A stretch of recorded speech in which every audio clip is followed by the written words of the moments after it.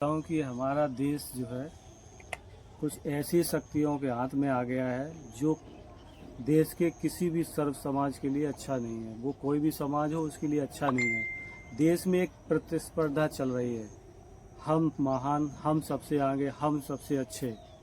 और ये प्रतिस्पर्धा जो है ना तो रोजगार के लिए चलती है, ना महंगाई के लिए, ना पढ़ाई के लिए, ना गरीब के लिए, न किसान के लिए, न देश की सेना के शौर्य के लिए, न अपने समाज के इतिहास के लिए।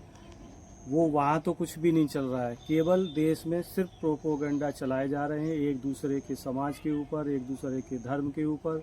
बस सरकारें भी यही चाहती हैं। सरकारें तो चाहती हैं कि तुम ऐसे ही लठ गंवार बनो, पढ़े लिखे, पढ़ाई लिखाई रोजगार से तुम्हें कोई मतलब न रहे, शिक्षा तुम मांग ना सको, बेरोजगार की बात तुम कर ना सको, महंगाई की बात तुम कर ना सको, अपने भविष्य के बारे में सोच न सको, अपने बच्चों के बारे में न सोच सको। यूजीसी पर क्या कहेंगे आप? यूजीसी ये सरकार का लाया हुआ एक सोची समझी रणनीति है आपस में समाज को लड़ाने के लिए, जातियों को लड़ाने के लिए। वैसे भी देश हमारा इतनी सारी जातियों में बटा हुआ है और ये यूजीसी ला के और देश के समाज के विभिन्न वर्गों में खाई पैदा कर रहा है। अरे हम तो एक ही खाट पे बैठने वाले, एक ही साथ रहने वाले, एक साथ खाना खाने वाले, एक साथ प्रेम से रहने वाले लोग थे। पुराने समय में गांव के लोग आज भी बहुत सारे जातियों और धर्मों में रहते हैं, वो कभी नहीं एक दूसरे का भेदभाव करते। लेकिन जब यूजीसी लाकर सरकार ने जातियों में और समाज में भेदभाव लाने का काम किया है, उसमें कुछ नहीं है। उसमें जो था वो संशोधन कर देते थे। जिन लोगों को आपत्ति है उनको भी उसी में शामिल कर दो। हम तो कहते सबको उसमें शामिल कर दो।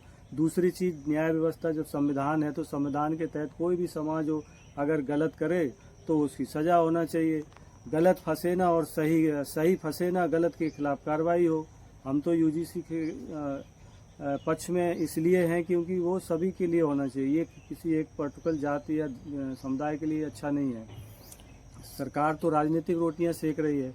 अब जो लोग समाज में, बहुत सारे ऐसे लोग होते हैं जिनको ये सब इलेक्ट्रॉनिक प्रोपेगेंडा पता नहीं होते हैं, तो वो सब नहीं समझ पाते इन चीज़ों को, वही विरोध करने लगते हैं, वही समर्थन करने लगते हैं। अच्छा, ये बताइए, अभी हाल में ये एक फिल्म रिलीज हुई थी घूसखोर पंडित, उसके बाद यादव जी की लव स्टोरी, इस पर क्या कहना चाहेंगे ये आप? भी समाज को तोड़ने के काम हो रहे हैं। किसी भी पहली बात तो जब उत्तर प्रदेश सरकार ने कानून बनाया है कि जाति के आधार पर आप कुछ भी नहीं कर सकते, ना तो आंदोलन कर सकते, ना बैठक कर सकते, ना अपनी गाड़ियों पे लिख सकते। जब ये सब नहीं हो सकता है तो फिर इस तरह की ये समाज विरोधी फिल्में बनाने का अधिकार किसने दे दिया है?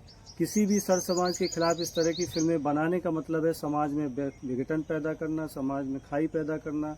ये किसी भी राष्ट्र के लिए, किसी भी धर्म और समाज के लिए अच्छा नहीं है।